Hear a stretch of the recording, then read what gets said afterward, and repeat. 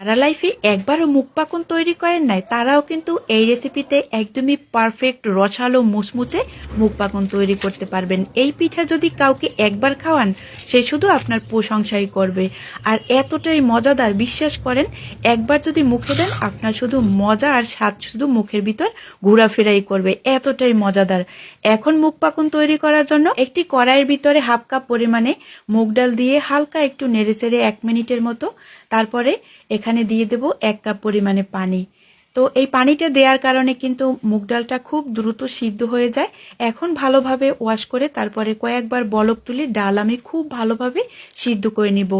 এতটাই সিদ্ধ করে নিতে হবে যে একদম ব্লেন্ডার করলে অথবা ডাল ঘুটনি দিয়ে ঘুটে নিলে স্মুথ হয়ে যায়। তো আমি একটু হালকা ব্লেন্ডার দিয়ে একদম স্মুথ করে নিয়েছি, যাতে পিঠা বানানোর পর কোনো রকম ডালের চিহ্নই না থাকে, তাহলে কিন্তু দেখতেও ভালো লাগে আর পিঠাগুলো খেতেও ভালো লাগে। যখন ডালে বলক চলে আসবে এখানে দিয়ে দেব হাফ কাপ পরিমাণে চালের গুঁড়া আর 1 কাপ পরিমাণে ময়দা। আপনারা চাইলে এই পিঠা আটা দিয়েও তৈরি করতে পারবেন বা ময়দা দিয়েও অথবা চালের গুঁড়া দিয়েও। যদি চালের গুঁড়া অ্যাড করেন ময়দার সাথে সেক্ষেত্রে কিন্তু আপনার পিঠাটা অনেক বেশি মুচমুচা আর রসালো হবে খেতে। এইবারে ডোটা আমি খুব ভালোভাবে সিদ্ধ করে নামিয়ে নিয়েছি। এখন কিচেন স্ল্যাবের উপরে রেখে যত বেশি মাখামাখি করবেন তত বেশি আপনার পিঠাটা একদম পারফেক্ট হবে। এবারে পিঠার ডো থেকে আমি 2টা ডো নিয়ে তারপরে বড় আকারের একটি রুটি বেলে নিয়েছি। আর ভিডিওতে দেখানো অনুসারে এতটুকু পুরুত্ব রেখে কিন্তু আপনাকে এই রুটি বেলে নিতে হবে। এরপরে একটি টুথপিক দিয়ে আমি ডিজাইনটা কিভাবে তুলছি আর গ্লাসের সাহায্যে একটু ভিডিওটা দেখেই বুঝে নেবেন। তো আমি এখন একটি পাতার ডিজাইন করব, আর এই শাঁসলিটা দিয়েই কিন্তু ডিজাইনটা তুলবো। আর ভিডিওতে দেখানো অনুসারে আপনারা একটু লক্ষ্য করলেই বুঝতে পারবেন।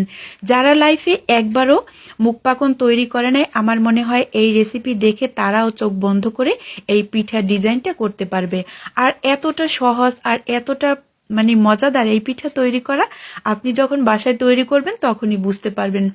এই পিঠা বানানোর পর আমার মা তো বলছে যে কি জিন পরিয়ে এসে এই পিঠা ডিজাইন করে দিল নাকি।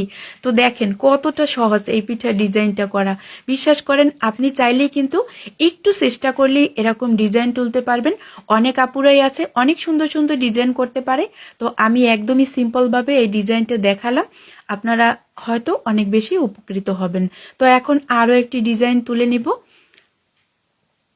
এই মুখ পাকন পিঠাটা আপনি চাইলে অনেকদিন পর্যন্ত সংরক্ষণ করে খেতে পারবেন, বিয়ের ডালা সাজাতে বা কোনো অনুষ্ঠান আয়োজনে, অথবা এই শীতের দিনে যদি কারোর বাড়ি বেড়াতে যান তাহলেও কিন্তু এই পিঠা নিয়ে যেতে পারেন। তো এখন আমি আরও একটি ডিজাইন তুলে নেব।